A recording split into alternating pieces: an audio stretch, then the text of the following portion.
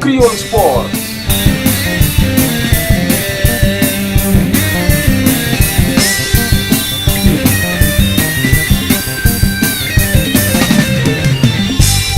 Ora, viva a todos! No primeiro jogo da sexta jornada do campeonato Nelasa, a equipa de Nos Bandeira recebeu e venceu Boston FC por 2-0 no campo de Madison Park em Boston. Nos Bandeira, mesmo jogando com o capitão Valdano e o veterano Zema no banco dos suplentes, entrou forte no campo e marcou aos 15 minutos da primeira parte por intermédio de Pepito.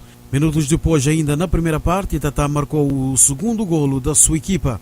Nos outros jogos do sábado em Boston, no campo de Madison Park, Tabanca a jogar o seu primeiro jogo sem o treinador Zé de Pecha.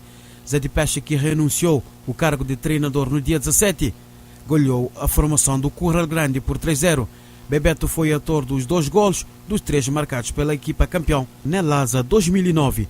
Ainda em Boston, no campo da Ceylon Park, Imigrantes visitou e goleou Estrela Negras por 3-0. Dinamo de Brava e Safira dividiram os pontos num empate a 2 bolas. Em Rodalha, Jovem e Tiquinho marcaram na vitória de 2-0 de Tarrafal frente Juventude. Em Brockton, no campo da Peak Park, Sporting e Café de Fogo empataram a 2 bolas.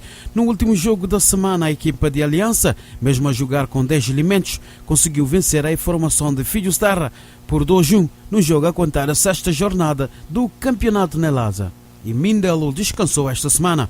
Para a próxima jornada estão agendados os seguintes jogos: Mindelo Filhos Terra, Imigrantes Aliança, Tarrafal Estrela Negra, Juventude Safira, Curral Grande Dinamo de Brava, Boston FC Tabanca, Sporting Nos Bandeira. Minhas saudações desportivas a todos os seguidores de Crioulo Sports através da internet crioulosports.com, rádio 107.1 FM Tarde Desportiva e agora pela televisão.